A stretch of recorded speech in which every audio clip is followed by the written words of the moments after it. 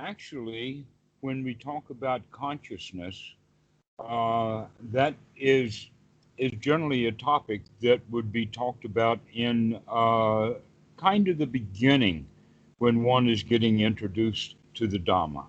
But Okay.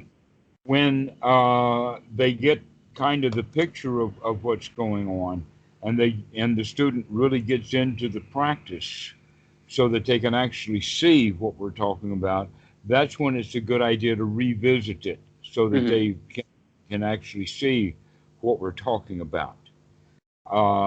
And that the Buddha was actually is impressive in that he was quite hard on Sati, son of a fisherman, when Sati was saying that consciousness is that which runs from this life to that life, experience the result of good and past actions, good and bad actions from the past. And the Buddha says, no, not only is it just simply no, but holding that belief that there is something like consciousness or a me that goes from life to life is really missing out on it. That not only is that consciousness or that self not permanent, but that it is in fact the worst of all cases dependent. It's dependently arising. It's not independent. We have the idea once that I'm born and maybe out of diapers, now I'm independent. And we forget that no, we're completely interdependent and dependent upon all kinds of things and in all ways, but especially consciousness itself is dependently arising and is not there all the time. That and that when we begin to have a mind that's really sharp, we can actually see that. But there are some things that we can do that help the individual begin to understand that. Okay. And one of the ways that I would say that is by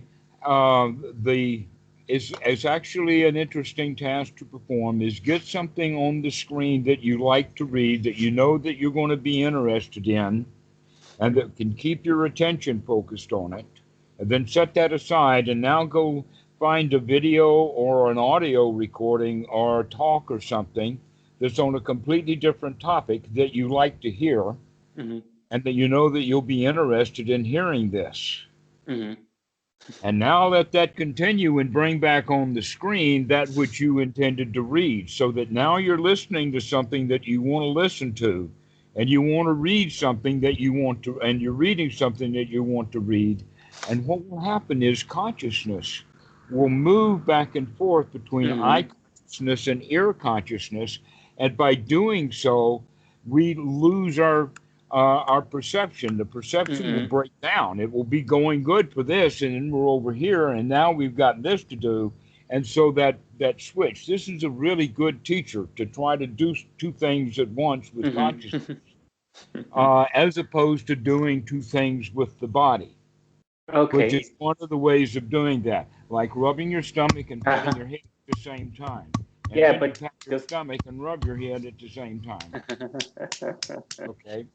So now you're rubbing both, but yeah. And you can get into it. You rub one and then you pat the other, but now you've got the rhythm going, and the training is done inside the body itself.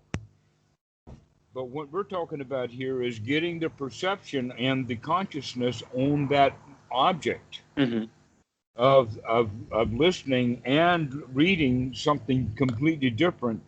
And you'll find that at first you're disconcerted. It's almost like once you throw one of them out and bring the other one in, that you've kind of lost that other one. And so when you throw this one out and bring the old one back in, it's almost like you're lost now. But you can get over that so that you can begin to take care of more than one thing at a time. In other words, you can bring into your awareness without them becoming distractions. Mm-hmm. And yet we also begin to understand, really, though, I can only do one thing at a time. I can't really listen and read or watch Mm-hmm. exactly at the same time. Mm-hmm. When we put that together, then we can start watching a video and realize that sometimes we're listening to the dialogue and sometimes we're looking at the screen. Mm-hmm. But that we can't do both, but we can go back and forth, and that's what kind of makes it entertaining, is that mixing when we're moving consciousness back and forth. So that's why I would recommend, know what we're going to do is we're going to get an audio, this one thing, and the video, which is completely something else, and begin to watch how the eyes will stop at a place so that you can listen. But the Mm-hmm. listening continues on unless you actually stop and go back and re-listen to something. But with the reading, you can stop and then start it again, and then stop and start Mm-hmm. again. There's various aspects of that Mm-hmm. consciousness. And what we realize then is, in fact, that consciousness is not a stream. There is no such thing as a Mm-hmm. stream of consciousness. It's more like that. It's like rain. Yeah. It's Oh, more that's like quite a good rain. analogy. Yeah, the rain doesn't come down in a stream. It comes down in multiple drops. Mm-hmm. Okay, and so consciousness is like a drop of water that falls, and then another drop here, there, and yon, and in fact, they're based upon the senses. Mm-hmm.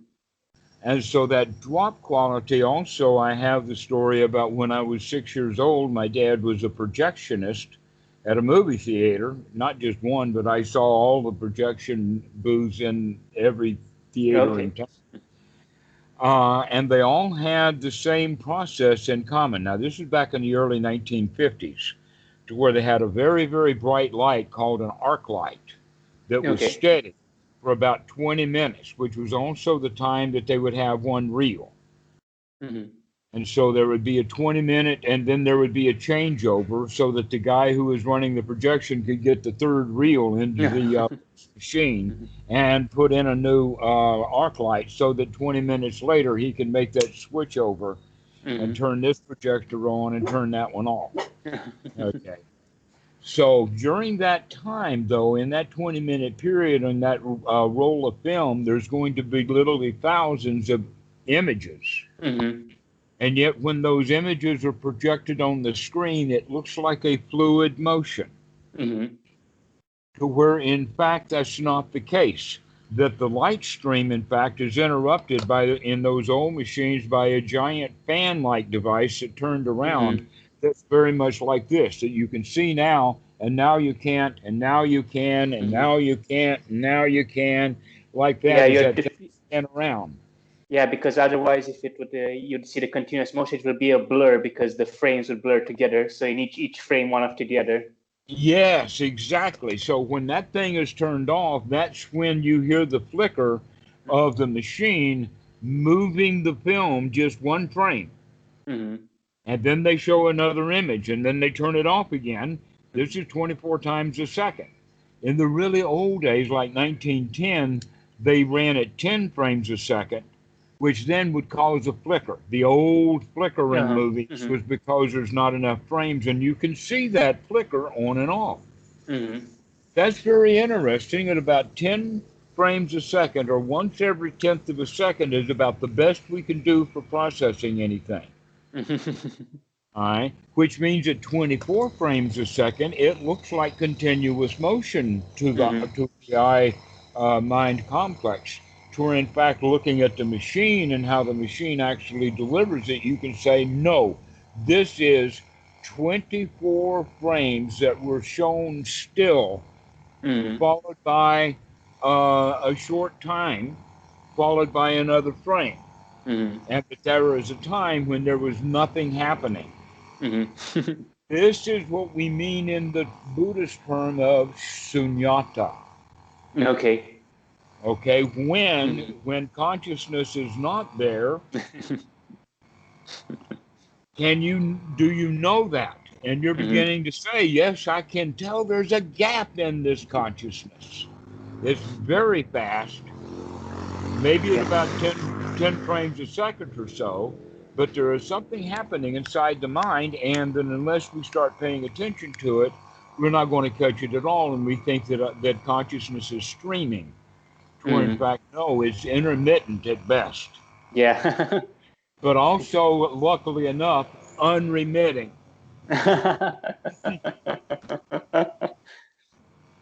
Hmm. Yeah, I've noticed this first time non-conceptually when doing walking meditation. So I Hmm. was focusing, I was trying to catch a lot of detail in the soles of the feet or just in the foot.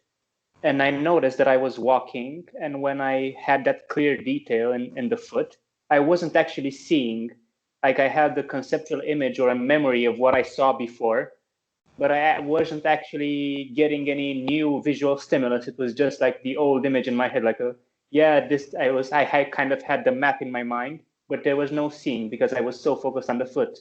Okay, that's strange. Am I walking without seeing? And when constantly, oh yeah, I'm not seeing. I'm remembering the last frame I saw, actually, the visual frame.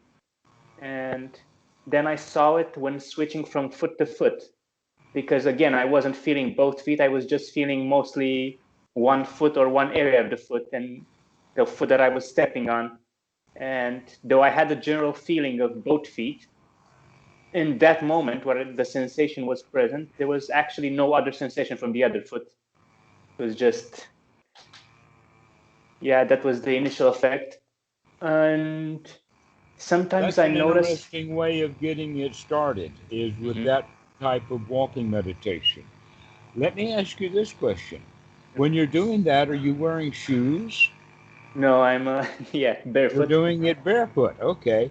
And so, what about the consciousness then of watching where your foot is going to land, or noticing your path, or the visual part of that? Because if you're out there walking barefoot, especially now, it's possible to get a frame Mhm. that they have those frames at a lot of different monasteries, and sometimes the frames start with nothing but just two trees, or Okay. maybe a stick in the ground and a tree at the other. But they can become very formalized. I've even seen them with concrete, that they have a Okay. little strip of concrete down about 20 meters and then more concrete, and they fill it with sand or something that the dirt is different than in other walking meditation paths. But really, the walking meditation that the monks do every morning on Bendabat is just out. It doesn't have that Okay. boundary. It's just going out.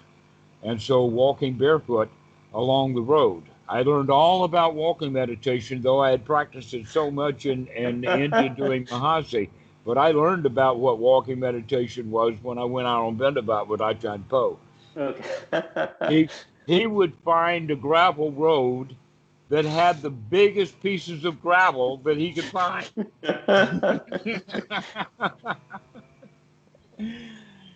And also, sometimes the paths would be slippery in the mornings because of the Okay. dew or the rain Hmm. or whatever.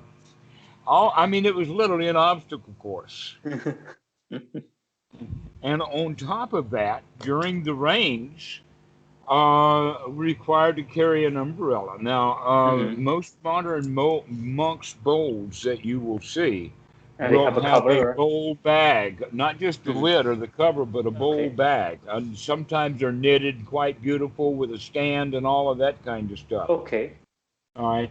Achan Po would not allow the bowl to be put in a bag. So what I did was secretly took a white string and had little tiny holes drilled. So at least I had that. Actually, it was a dirty white string. It fit in with the robe, but he saw it immediately. I did not even get one bend about out of that string I put on that bowl. No, you've got to carry the thing. You got to carry the bowl in a certain kind of way and then carry the umbrella, except that when it's time for the bowl to be open, you've got to manipulate both the umbrella and the lid of the bowl to open the bowl and present the bowl Hmm. for filling. and then put the lid back on the bowl while you're still holding the umbrella. And doing this in public. So I actually cheated because I went to practice privately after I saw that I couldn't do it the first time. I actually practiced it at home or in the kuti. Can I actually hold this bowl, take that umbrella, holding it up, and take the lid off the bowl, and then put the lid back on the bowl and continue to hold the umbrella without making an absolute idiot out of myself. But anyway, this is back to the walking meditation, because doing all of that while barefoot out in a literally landmine filled area. I mean, this is like boot camp for Buddhist monks.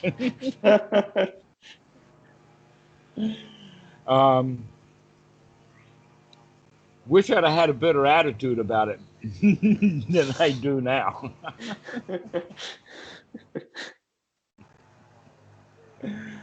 So, anyway, walking meditation, that's part of it, is to note where you're walking, to note where you're putting that foot.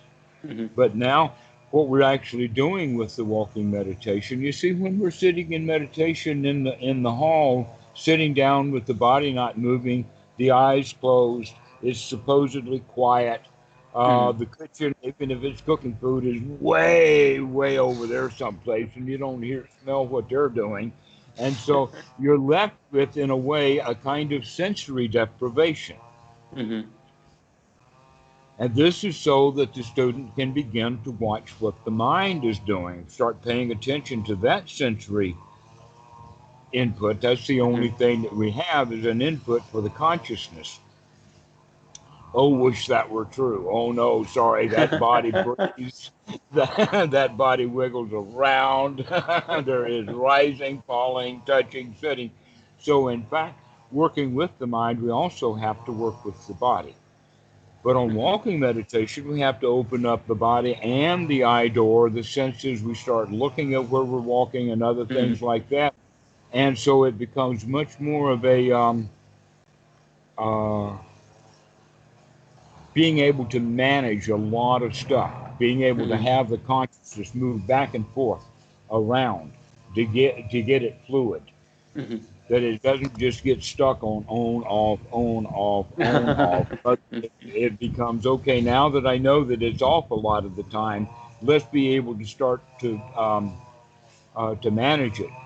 And one of the ways of doing that is by learning to read and listen to something simultaneously, or let us say, even though we're not paying attention to both of them simultaneously, there they are. There they are. Okay. And the simultaneous is not. It's going to be back and forth and back and forth and back and forth with consciousness. Now, there's another part of that, which we would say a deeper object then, or a deeper practice, would come to making sure that we're not taking any objects at all or processing.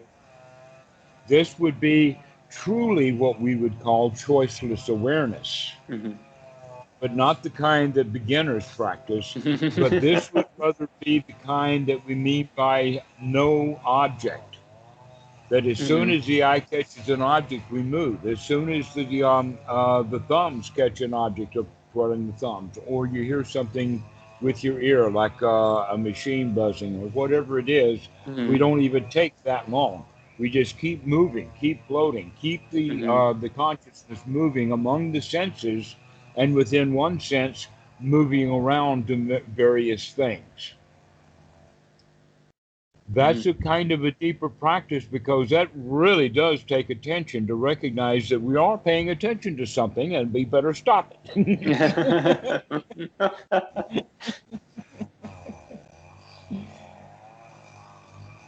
And so this is the deeper level of sunyata.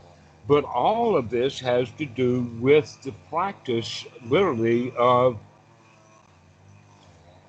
basically, let me see if I can say it this way, doing this while the mind is got the jhana factors of first jhana collected together, We don't have to go all the way into fourth jhana, but yet we're doing the kinds of things that can be done, or let us say, the rationale or the reason or the value in the fourth jhana. Mm-hmm. And in this way, we can actually, and it's referred to as the Vipassana jhanas, in the sense that you're getting the benefit and the value of the fourth jhana without the arduous work of getting the mind that way. Mm-hmm. And this is how that's accomplished, in the sense that we can make intellectual sense out of not taking an object. And so by not taking an object, that means that we're now not giving the perception machine much input, Uh-huh. or that we're giving it so much input that it can't process. Either way that we think about it, this is what's happening. So that we begin to make a separation in the mind between perception and consciousness. Mm-hmm. So consciousness is bare knowing, perception is what we do with it. We Mm-hmm. manufacture something out of it, and the parts of the manufacture have to come out of our sankara or out of our past. Mm-hmm. So basically what we're saying is this is one way of really, really being in the present moment, because we're not even using our past well enough to even make sense or understand the present moment. Okay. Mm-hmm. We're just letting it be without trying to make sense out of it or trying to understand it. Hello, kitty. Hello.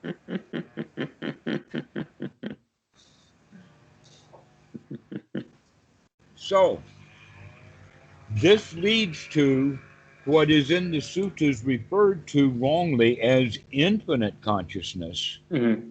No, it's not infinite. What we're talking is the word boundless is what we're looking at.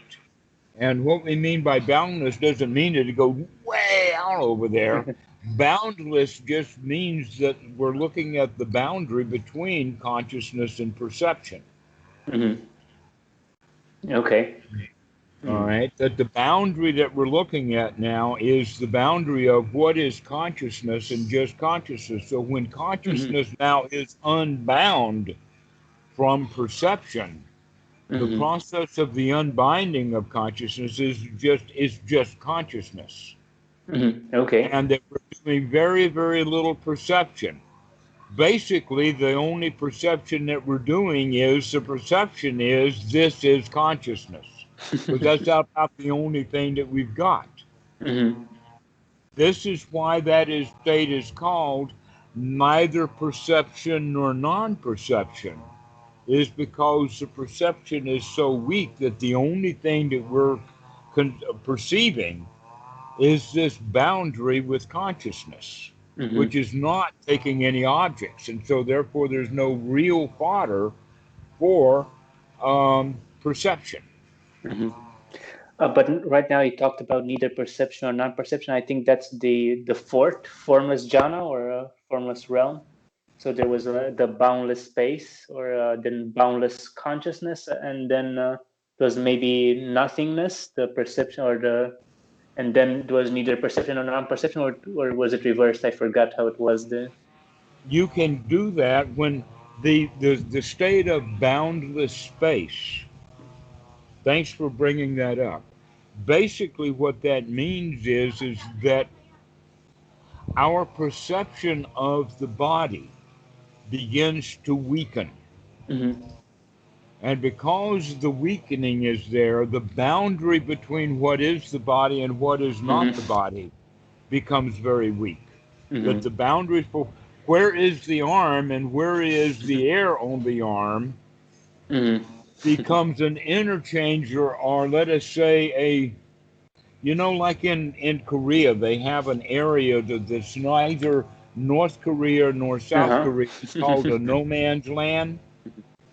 Okay. Well, you can also think of it because many border towns are like this, that when you get to that border town, everyone in that town is actually ignores the boundary between those two countries. In Thailand, there's a city called Surin that's like that. that Surin is a border town, is a city in Thailand, but it's also a city in Cambodia. Mm-hmm. But because it's a city, the people who live in that city go back and forth. They don't see, there becomes Mm-hmm. no boundary for them. All right. That's how we begin with the arm, that the arm starts to lose its fixed boundaries. Mm-hmm. The body can feel like it's floating. It can feel like a blob rather than, you see, with our proprioceptive perception system, Mm-hmm. that we know exactly where each finger is. All you have to do is put your consciousness on that finger, and the perception will be exactly where it is because it's using that proprioceptive sensing system. Mm-hmm. Okay, but that can get very weak, and so we feel like a blob, or we feel like we're a big statue, 60 feet high. Yeah. These are the kinds of things that will happen when people are entering into and abiding in the fourth jhana. Mm-hmm. But we can get those kind of feelings and sensations in the first jhana. We know we're still in the first jhana, but we can experience all of those things Mm-hmm. because we're beginning to intentionally make sure that we're not putting our awareness on where is the boundary between the body and the air, Mm-hmm. between the arm and the air. We're recognizing that that's indistinct, that boundary is faded away. It's not Mm-hmm. infinite space, it's just space. That's all there is. That we Mm-hmm. live in an environment or a space or something. We live in the sea and we don't pay much attention to it, just like the fish who's in the sea, he doesn't know he's in water until he is pulled out of water. Mm-hmm. Okay, I guess that we don't know that we're on the planet Earth and the environment of the planet Earth, unless all of a sudden and we're in outer space. But that's not going. I mean, we're going to be in more danger in outer space than the fish is out of water. But we have to understand that there is a sea that we live in, not just a sea of air, but a sea of furniture, a sea of buildings, a sea of uh, microbes in the air, all kinds of stuff Mm-hmm. is going. And it literally is the sea. And so and the way that we can gain the understanding of that is by stop taking individual objects for Mm-hmm. perception, but rather let the whole thing sort of be there, and the consciousness is moving all around until we begin to recognize the environment that we're in. Mm-hmm. Okay, so this is the quality then of separating the consciousness from perception. And this is where then the last part is when we're completely successful at making that separation between consciousness and perception, is when there's just nothing left. There's just nothing. It's just, but we know that there's nothing. But there's nothing coming in, nothing going out, nothing being processed, and it means a whole bunch of nothing, but it really is nice. It's a really nice nothing. It's nothing. And all of these things can be experienced with the first jhana without having to go through the sequence formally. Okay.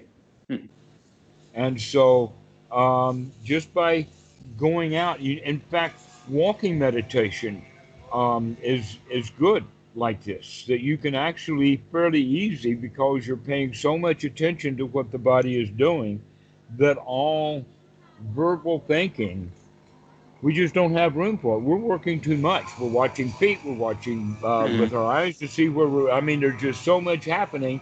We don't have time to think about what we're doing anymore. We're just out doing it. Mm-hmm. And so, in that regard, that's very much like second jhana, Mm-hmm. All right. because there's not much thinking done. There's nothing to think of much. Mm-hmm. We're uh, we're busy looking, observing, watching, and managing. In this case, managing an umbrella and a lid bowl. And that will take a monk into no mind state. Mm-hmm.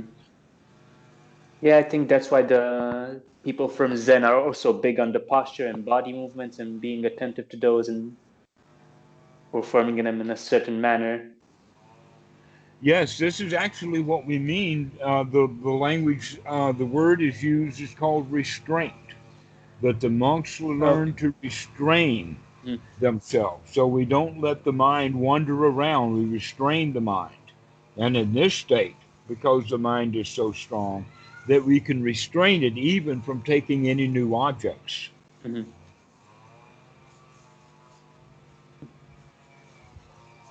And by not taking any objects, we can go into a state of not talking at all, just just observing, just noting, not labeling. There's a different kind of noting. If we're labeling, then we're back into talking. But it's good that you're beginning to experience these things. So I would say keep going at that. Mm-hmm. Keep that practice up. Begin to watch the gaps. Mm-hmm. Right now, That's those. the key. Right now, I don't know if I've noticed the gaps, but I noticed like a hard cut between the frames. Sometimes when one sense stops from one, like when seeing stops, and when seeing another thing, where maybe feeling or hearing comes. And I also notice how the quality of mind. So there's the knowing mind that kind of knows these sensations, and the quality can change a lot. So it quite between frames quite abruptly it can have a like kind of a qualitative change in the mind, and you can notice that wait a minute, just a moment ago the mind was completely different, now it's something else. And it's a bit it can be a bit disconcerting, but I'm getting more accustomed to it. But it kind of breaks up that feeling of solidity. So, The Buddha had something to say about that.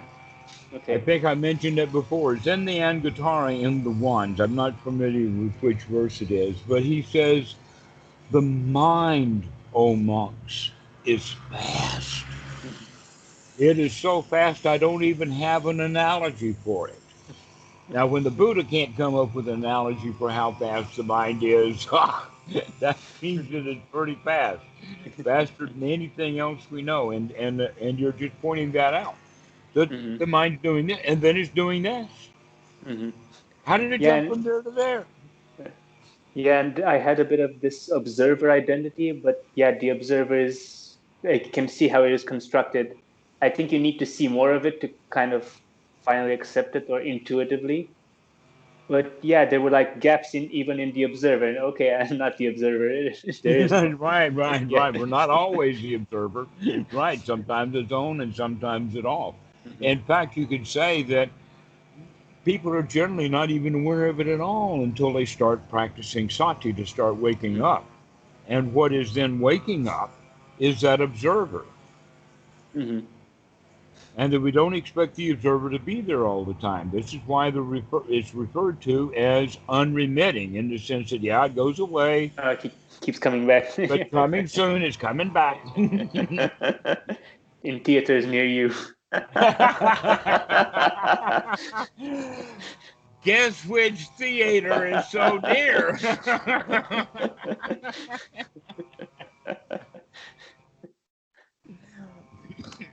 That is so cool. Yes, coming back, is coming back. And so that sati, or that waking up, is actually the waking up of, wait a minute, I can watch what's going on here. Because before that, for instance, we are that thought. Now Mhm. we're the observer of that thought. Or before I was feeling, I'm angry. Mhm. Waking up, and now I'm not the anger, I'm the observer of anger. So look at that. That self is moving around, isn't it? Yeah. At one point it's a thought, now it's a feeling, now it's an observer.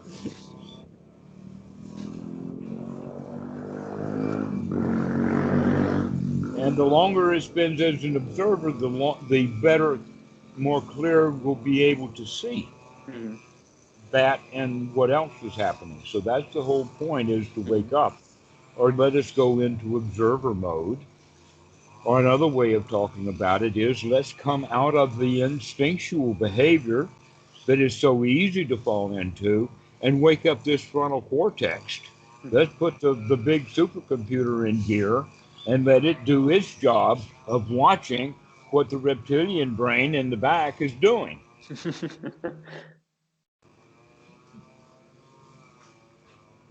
And so this is this in fact is showing that consciousness is dependently arising from here to there. It's sometimes in the back of the brain, sometimes it's up front, sometimes it's in feeling, sometimes it's in thought, sometimes it's in sense object. Mm-hmm. The more we're capable of managing these sense objects, then the easier it will be to see that things are constantly changing, constantly at basically that we're living in a sea, a huge environment that is constantly in motion, but that we stop frame or we freeze it by perceiving it. Mm-hmm. But if we're not perceiving it, we let that flow go on and it almost is overwhelming. There is just so much sensory input happening all the time. We recognize we can't keep track of it all. We just can't. There's just so much happening. And you don't have to be out in the woods like I am to understand that. I mean, there's just anywhere you are, there's always Mm-hmm. a trillion more things that are happening that we could possibly actually note or pay attention to. Mm-hmm. But it's not our job to do that or even catalog it. That's just sort of the awe or the awe Mm-hmm. inspiring result of not attaching to anything in particular.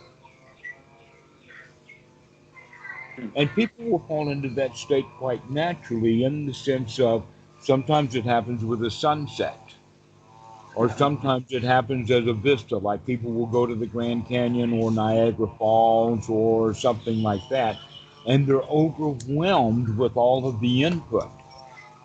Like when they're looking at a sunset, nobody's actually looking at the sun itself setting, Mm-hmm. but they look at the beautiful, glorious clouds and the sunshine and the way that the light plays, and it's just a huge, giant magic show. And by beginning to take in all of that stuff, we go into a state of awe, just like literally overwhelmed with the sensation, and that's just visual. Mm-hmm. So when we add, because of the skill, when we add all of the senses into that awe, we become completely overwhelmed with, wow, there's just so much happening all at once. But the natural way would be doing it at the Grand Canyon or the Niagara Falls. And yet, look at what so many people are doing. They're getting their cell phone out. I'm going to take a picture of it, thinking that the photograph of this situation will be awe-inspiring. They can show it to all of their friends, and the friends are not inspired by a photo. No, you need that bit. You need the widescreen, the literally Yeah. really wide screen of reality. And we have that available when we can get the mind focused and steady and stable. And so this is part of that the sensations that we allow that to bring on a state of wow, isn't this so overwhelmingly nice? And so this is, and we start or we can practice that with these little techniques that I've told you about. The first starting with trying to read something and listen to something else at the same time to start watching consciousness move back and forth, and then eventually getting to the point of intentionally taking no object Mhm. that I'm seeing. In fact, the language is called gazing. Mhm. Gazing is not looking. Mhm. Okay, looking means looking at. Mhm. Gazing means just not focusing on anything, but just taking in all of it. Mhm. They talked about this at the Zen dojo when giving instructions. They said eyes open, seeing but not looking. So just You see? Yeah. Yes, that's what the Zen thing is teaching, is actually giving this as instruction to beginners, and the beginners don't have a clue about what they're talking about. It's only when we have a foundation of our practice that we Mhm. can talk about the Ticca Samuppada at down at this level, Mhm. because we're actually talking about perception and sankara and how we're not going to be creating much of an internal image, but Mhm. but that internal representation has so much data in it and so little processing in it that it's almost overwhelming. It is overwhelming. You just become literally whelmed. And also the trick is that we're not processing much. The perception is doing very little and is not Mhm. digging in the past to get old data. Oh, I remember how this sunset used to look. We're not doing any of that. We're just letting this one come in Mhm. great amount of data. So, and still, it's intermittent. Still, there's that consciousness that goes on and off and on and off and on and off at about 10 frames or more a second. So study well, look closely, investigate, and you can see that gap. So before you could see that you could see this and that. Now what you're going to do is you're going to see this, and before that happens, you're going to look at that gap in between. Mhm. Mm-hmm. To see that this is a drop and this is a drop, and it's not a stream. It doesn't stream from one to the other. That Uh-huh. is individual frames that we have in the mind, just like the movies. Mhm. And actually, I was, yeah, work on that, and it was actually inspiring when I first saw it, because when we're meditating, we're kind of trying like to focus on the raw experience, and sometimes the mind kind of tells, "Oh, what's the value with this?" But when you see it, oh, maybe I'm wrong about my whole perception of reality.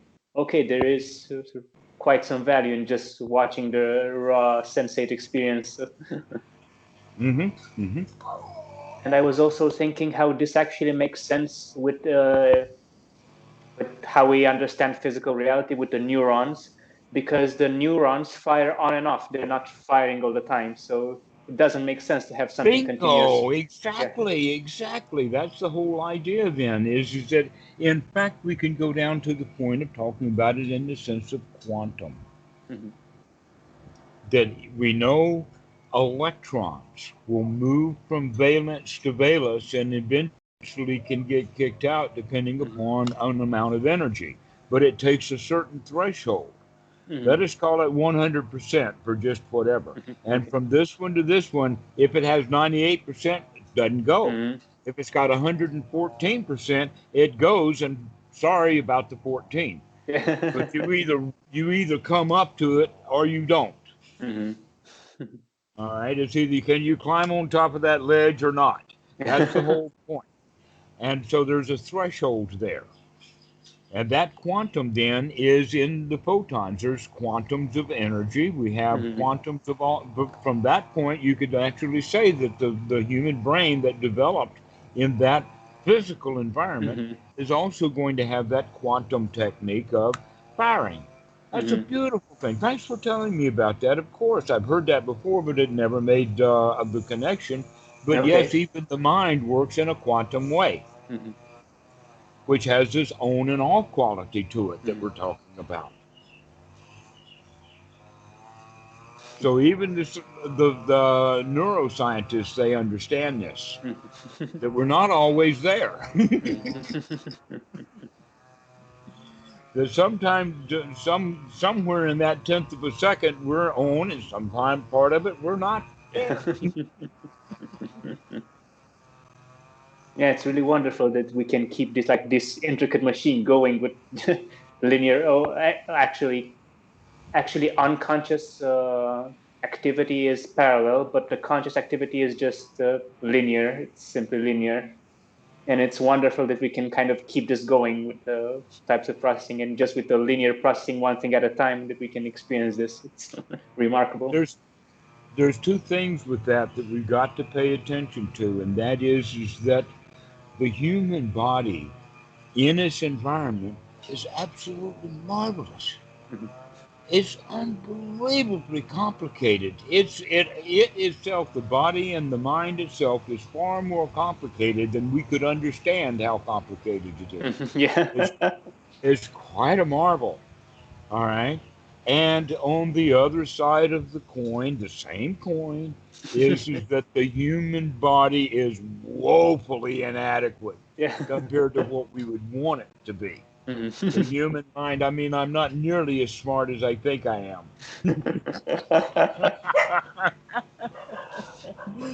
Which leaves us with Descartes. I think, therefore I am, was completely wrong. Better to say, I think, therefore I think I am.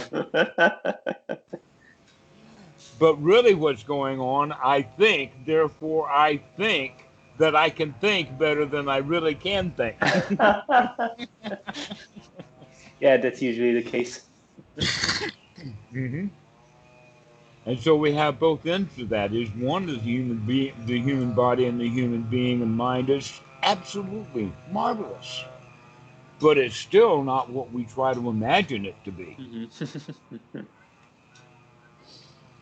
So we need to find a way of seeing the marvelousness that it is, but also keep track of the fact that, it's off half the time. Mhm. It's not a functioning. Sorry, neurons fire, and then they stop firing, and then they fire again, unremittingly, but they're not there constantly.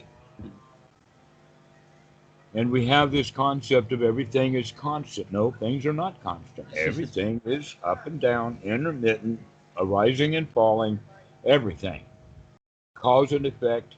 And one of the things that they have, um, actually, the physics was going after the question, answering the question, why is the speed of light actually the speed of light? Mhm. And under what conditions, etc. Because you probably know that the speed of light is not constant. For instance, you know about water, that the speed of light in water is not the same as it is in air. Therefore, if you put a Okay. pencil, it will look bent Mhm.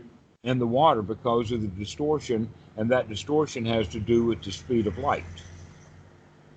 Also, you've heard, I don't know what it would be in your country, but in English, or excuse me, in American, with miles per hour, I've got them, all of them down. I've memorized that one time when I was really into it. But the speed in air is lower than the speed in outer space, and the speed Mhm. in outer space is also lower than it is in an absolute vacuum. But they don't Okay. know what it would be like if it was in a vacuum that was so much vacuum that even space itself was missing. That part we don't know. What would the speed of light be if the speed of light could be measured when it was no longer bound by space? Mhm. Yeah, but Right, what try does to. speed mean outside of space? We. Exactly right. Now we're getting down to it. What you're really asking is, what is the speed of causality? Mhm. What is the speed of causality? In other words, if we can measure light in a wave, then what causes the waving? Mhm. If it goes that way, why didn't it keep going? Why did it turn around and come back like this? Why did it have to go up and down or in ripples? And Mhm. what's controlling that? This is where we're getting down to the idea of causality, which is much faster than any camera. Why? Because the camera itself would have to be a series of causalities. Mhm. Even down the wire, when we're actually, whatever length of the wire it is, that there's going to be causality all the way down that Mhm. wire to get the one electron from one end to the other, or to get Mhm. them to bump each other until one pops Mhm. out. There is so much causality going on, so that means that actually at the speed of light, that proves that the causality is much, much faster. And yet it's still at a quantum. Mm-hmm. Everything is quantumized, which basically we can come back to the point is that if you've got a cascading dominoes, Mm-hmm. then the cause effect is that one domino hits the other domino. That domino then falls over, and in the process, it hits another domino, Or and then that multiple dominoes. or this one domino can hit several dominoes, and then some of the dominoes it hits will go on to hit other dominoes, and some dominoes that it hits will just fall and not hit anything. Okay, so it gets really complex by that. But this is what we're looking at is the causality or the cause and effect is that when one domino hits the other, that's the cause for the second domino to Mm-hmm. fall. But while it's falling, now it becomes the cause in a chain reaction to the next domino falling. And we live in a whole sea of that. That's happening all the time with every molecule. Every molecule is bouncing around with every other molecule at such a high rate. And even inside those molecules themselves, there's a whole bunch of stuff going on. Mm-hmm. And so it just, when we understand it intellectually, then we can see how we can, in fact, become overwhelmed with all the stuff that's happening because there really is that much happening. Trillions and trillions of things are happening right here, right now, every every trillionth of a trillionth of a second. A lot of stuff going on.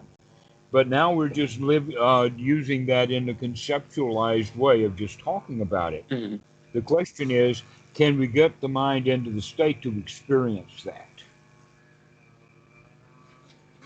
And the answer is, yeah, we've got a few techniques, right? We can play with that and start working with it so that we can get ourselves into that state of awe, into that state of wonder, Mm-hmm. by not paying particular attention to anything and just stop processing and stop trying to make sense out of it and just let it flood in.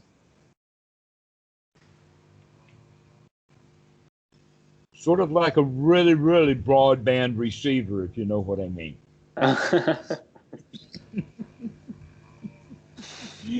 Where, yeah, we're listening to like 1,000 radio stations all at one time, but we're not trying to follow or listen to any of them. We're just listening to this noise and being overwhelmed by all of it. It's just, I don't know how to talk about it. I think you get the idea of it.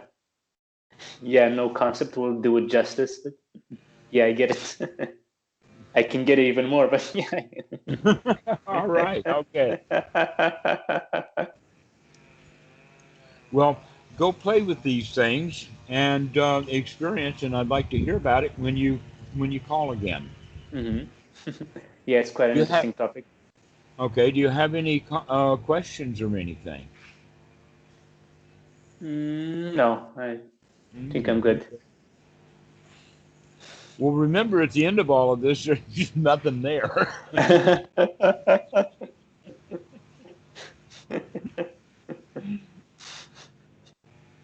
All right. Well, we'll see you. Thanks for calling. I've really enjoyed our talk. Me too. See you soon. Okay. Bye-bye. Bye-bye.